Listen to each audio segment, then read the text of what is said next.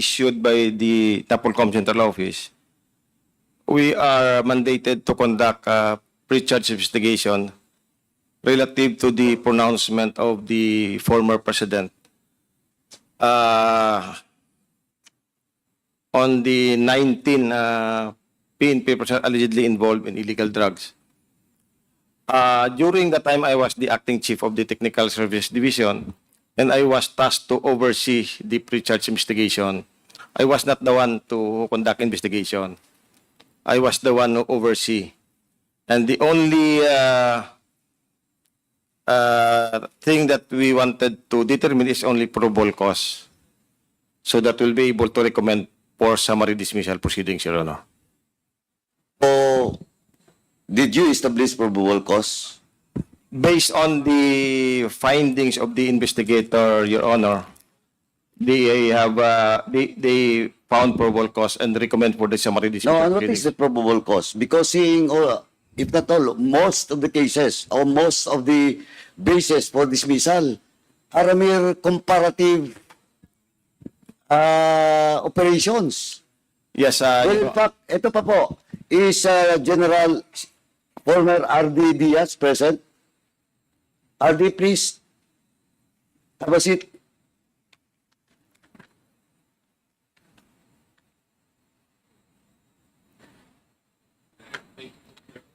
RD, have you taken your oath, RD?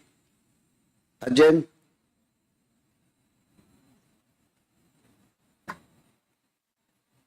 Have you taken your oath? Yes, Mr. Chair, Your Honor. Thank you. Is Police Superintendent Retired Floro present also? Please, Colonel, please occupy the seat.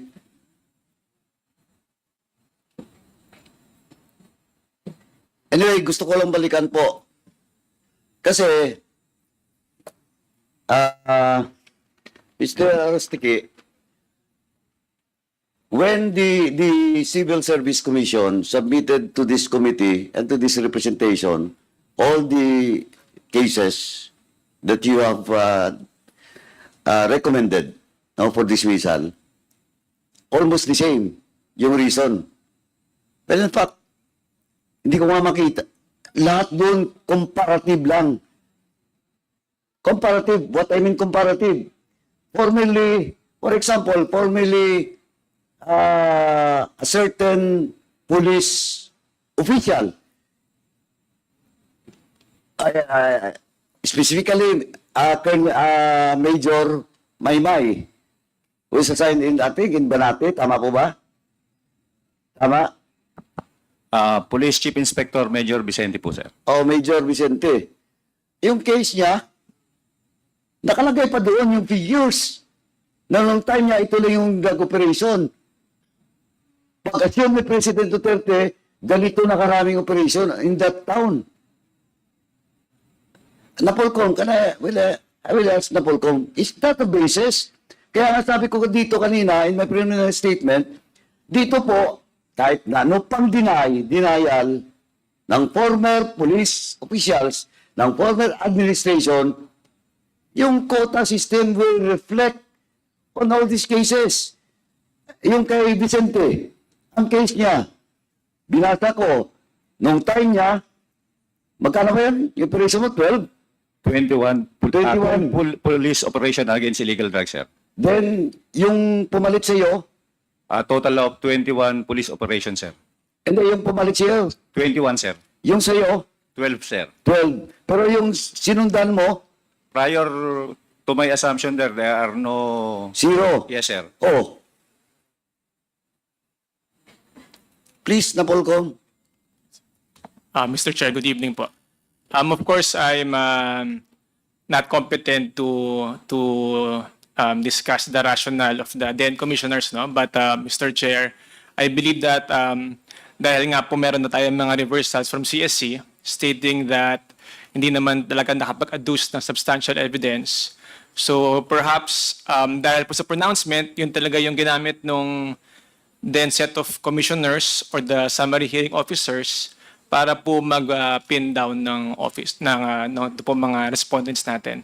So based on evidence po, baka po talaga medyo manipis, and they relied on the President's pronouncement. Doon po nila talaga parang I think ginamit. Yun po yung kanilang ginamit to find the probable cause and eventually find substantial evidence to hold the respondents guilty po. Thank you. Thank you, Vice Chair. Sir Arustiki, may mga attachment ng mga affidavit dun sa mga complainants? Yes, Mr. Chair, Your Honor. During the pronouncement of the former president, talagang inadmit namin na medyo hirap kami because basis lang ng pronouncement ng presidente. But we endeavor to ask reports from the PNP mismo, ICPO and PRO6. And then from there, we establish probable cause. It's kasi nag-undergo ito sir from probable cause, nag-summary dismissal proceeding, and then nag-recommendatory lang dito sa kami. Yes, sir, I know. But my question is, may mga affidavits ba kayo na nakuha? Wala, sir. Wala. Yes, sir. Eh, supposedly ganun, di ba? Based on official report lang. So, General Diaz,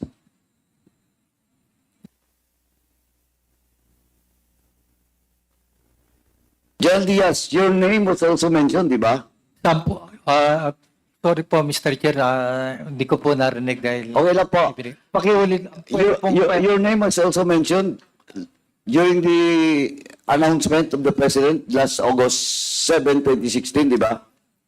Hindi ko, ang aware po ako yung nabalitaan ko po yung sa Air Force anniversary. Kami po yung unang in-announce eh. Kami po yung... In-announce na you're involved in drug trade, drug protector. Opo.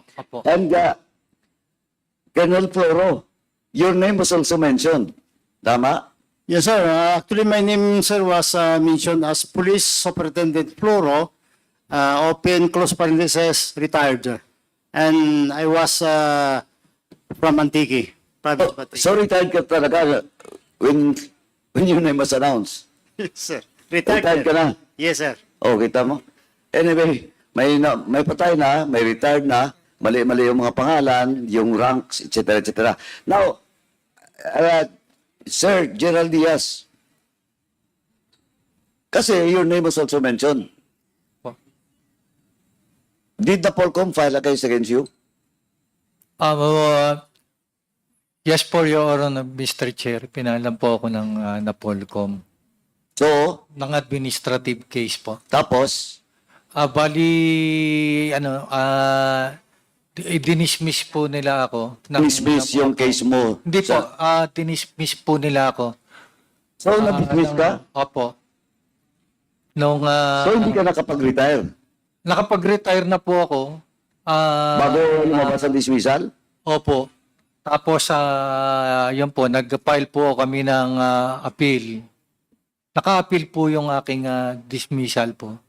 So, naka-appeal ngayon sa civil service din? Hindi po, sa Supreme Court na po Supreme namin. Court na kayo? Opo. Hindi kayo dumaan sa civil service? Hindi po. Okay. So, na-dismiss ka rin pala? Opo. On the basis of what? Hindi ko po masyado ang mukhang grave neglect of duty. Grave neglect of duty po. Grave neglect of duty. Opo.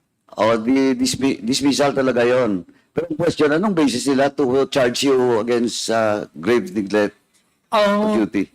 Mr. Chair, Your Honor, kung sa layman's ang pagkakaintindi ko po doon sa grave neglect of duty, yung nagpabaya po ako sa trabaho, wala po akong ginawa, hindi ko po dapat ginawa. Meron po akong dapat gawin na hindi ko ginawa.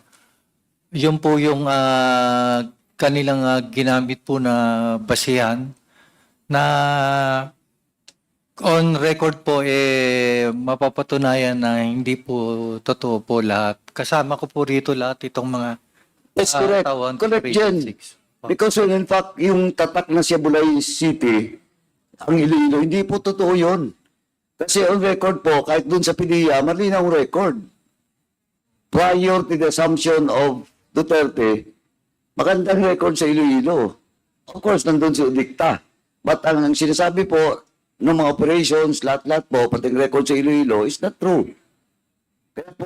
Kaya nga po, ang medyo na nagdududa lang po talaga ako kasi out of the 95, 19 police officials in Iloilo. And we know Iloilo City. Kung ikabit mo sa politika, yellow country yun, and that includes my province, Negros Occidental. Ang nanalo doon ng eleksyon, siyempre si Lenny Robredo. Tama. And you were then the regional director at the time. Yes po, Your Honor, Mr. Chair. Nanalo po nung 2016 po sa presidential Secretary Marroas. Marroas, tama. Marroas and then the Vice President, si Lenny Robredo As Vice President. as Vice President, di ba? Opo, Your Honor. Anyway, nanalo din doon. Anyway, Mr. Chairman, Napolcom, kasi ang case, isang case, mas nauna, no, lumabas yung desisyon ng CSE hinggil doon sa case ni former police superintendent Gumbok. The decision was already But we are already in receipt of the decision. So siguro po yung PNP should already process the implementation of that order po. 2 months na. Anyway, is there any police, high-ranking police official na nandito pa? Chairman, nawala na yung mga police natin. Sino ba? Anyway, Mr. Chairman, may I respectfully move, Mr. Chairman, that COMSEC will communicate with the PNP with regards to the case of Colonel Gumbok. Kasi may decision na favorable sa kanya. Comsec, And to the Napolcom, please assist also so that we can help Police Superintendent Gumbok. Because that will be unfair to him. The decision is already made, 2 months na. Hanggang ngayon, wala. Wala pa. We will do, Mr. Chair. Thank you. Anyway, Mr. Chairman. Mr. Chair. Yes. With the indulgence of the Honorable Paduano. Mr. Chair. please proceed. Thank you, Mr. Chair. Sino po yung kwan? From Napolcom Region 6?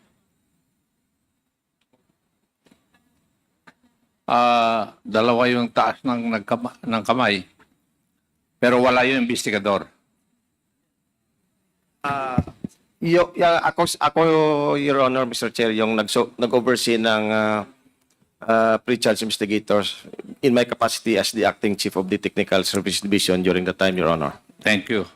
Now, ano po yung kinarge nyo dun sa mga pulis? Your Honor, if I remember it correctly, iba-iba,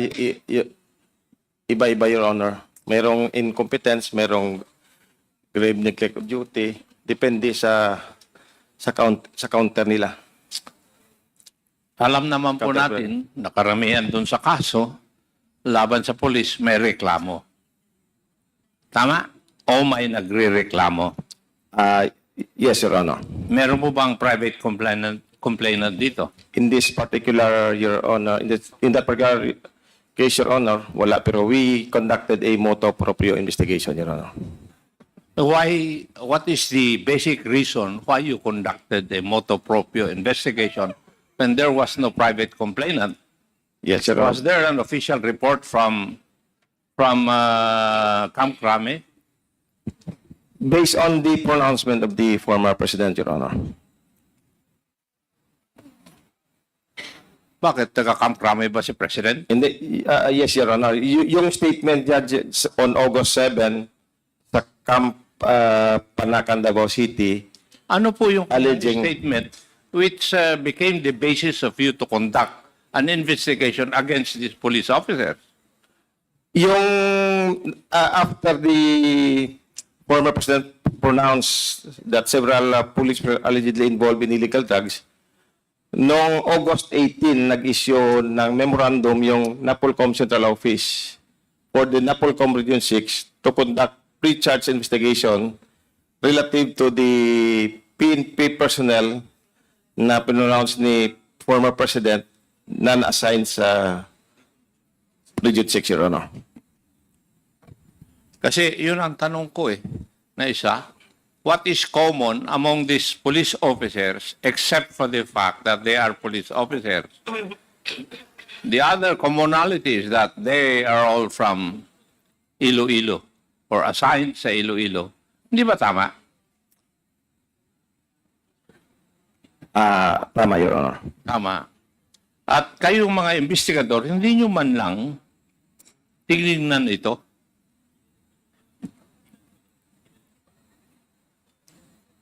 Kasama rin sa tiningnan namin, Your Honor. What are you trying to tell me na meron talaga kayong na-establish na probable cause that maybe they were negligent in the performance of their duties? Shall we say they have committed mal and misfeasance? Nung nag-submit ang pre-charge investigator, Your Honor, Pakisagot niyo po muna ako. When do you conduct a pre-charge investigation? What is the basis? the basis as a general rule, Your Honor, if there is a private complainant, Wala nga private complainant Sige. in this particular instance, Your Honor, we conducted motu proprio. Now, when do you conduct motu proprio investigations? If there is an allegation, Your Honor, for a alleged irregularity And or where would that allegation come from?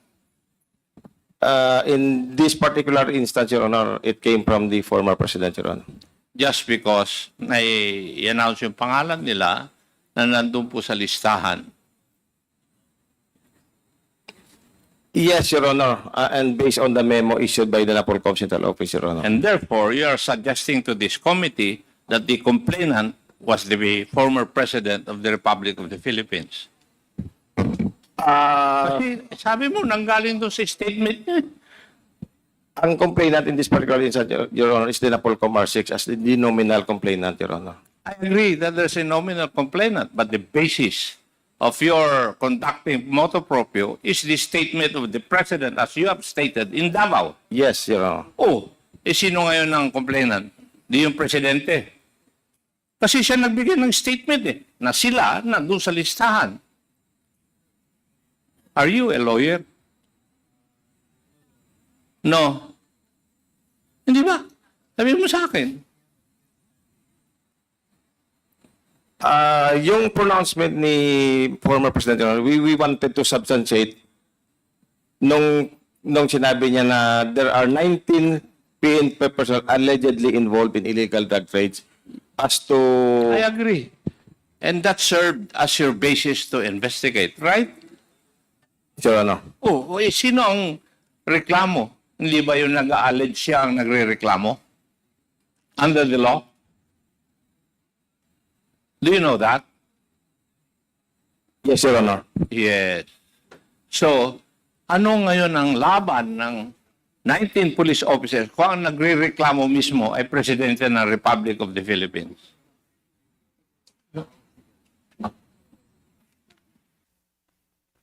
Anong pag-asa nila? Matanong ko nga, Napolcom? Wala, di ba? Sir Arastiki, please answer the query of Chairman Ako. Yes, Your Honor, in that particular Yes. instance, medyo... Pero personally, naniniwala ka ba that they were justly, shall we say, investigated and meted the penalty?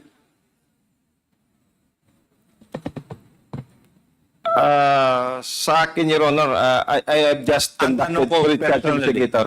Ang tanong ko, tanda mo, Iho, personally, Medyo mahirap, Your Honor, sagutin because pre-charge investigator lang kami, nagkakandak ng ang tinatanong ko determined nga, probable cause. ano po yung personal na paniniwala po ninyo? Based Wala on- po ba kayong personal na paniniwala? Yung sa personal na paniniwala ko, Your Honor, na-establish yung probable cause. Pero kung may kasalanan siya administratively, siguro, Your Honor. Ang iba sa kanila wala siguro, Your Honor. Palagi niyong minimension ang probable cause. Paki-define nga sa akin yung probable cause. Yes, Your Honor. Based on NAPOLCOM 2016-002, probable cause means is the existence of facts or circumstances that would excite a reasonable mind acting on the facts and circumstances. The investigator finds that the respondent is probably guilty of the administrative offense or offenses, Your Honor. Ang offense po nila ay nasa drug list sila eh. Tama? Dahil sinabi ng presidente, I agree, Your Honor. ano po yung mga katotohanan or fact at saka information na nagsasabi na totoo yun. I could not really, Your Honor. Kasi yung sa akin, as pre-charge investigator, Your Honor, Iho, probable cause lang, Your Honor. para hindi na tayo magtagal, napapagod na yung aking mga kasamahan eh. Siguro aminin mo na lang na talagang sinunod nyo lang na i-dismiss sila dahil ang complainant ay yung President ng Republic of the Philippines. Nobody will not follow. Maski ako siguro ang nandun sa pwesto mo, gagawin ko yon. Aminin mo na kasi. Your Honor, if I may. Kasi nasa proseso, Your Honor, may summary dismissal proceedings pa, Your Honor. Yung sa aming pre-charge investigator. I'm telling you already na it's a sham yung ginawa nyo sa kanila. Would you agree, Vice Chair? Mr. Chair, it would be difficult to answer as I have no personal knowledge on the cases, but I would agree that there would be certainly a bias against the officers Simply because, of the naming them in the list. yes, Chair. ayaw nyo lang kasing aminin eh.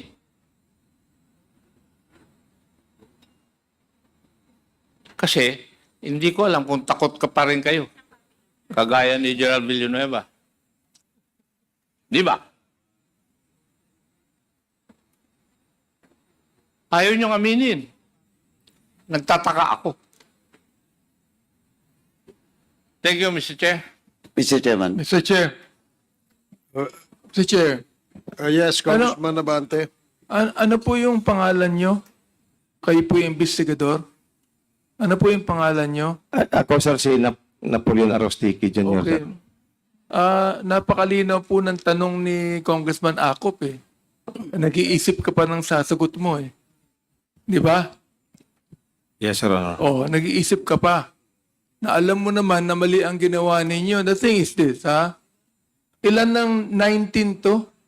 19 policemen na mayroong sariling pamilya. Naisip niyo ba yon? Samantala yung nag-utos sa inyong dating Pangulo, makapangyarihan, isa lang ang pamilya. Pero ito, 19 police officers, may mga pamilya, may mga anak, mawawala ang kanilang mga benepisyo. Naisip mo ba yon? Naisip mo? Yes, Your Honor. Hindi mo naisip. Kung naisip mo yon, iba ang magiging pananaw mo. Hindi ka makikinig sa Pangulo, dating Pangulo, sapagkat mali yung sinabi niya. Ngayon, sabi ni Congressman ako, hanggang ngayon ba takot ka? Ha? Huwag tayong tumayo roon sa takot. Tumayo tayo sa tama. Now, tatanungin kita, alam ko naman personally, tama sila eh, mali ka eh. Alam ko naman yun, di ba? Ngayon, ito ang tanong. Ano may tutulong mo sa kanila ngayon? Ano may tutulong mo? Just like what our Vice Chair have mentioned, we will help them, Your Honor. How can you help them now? If they will file the motion for recon or any appeal, then we will help. Superintendent, magpapile daw kayo ng motion for recon. Ano ba to? Hindi na pwede.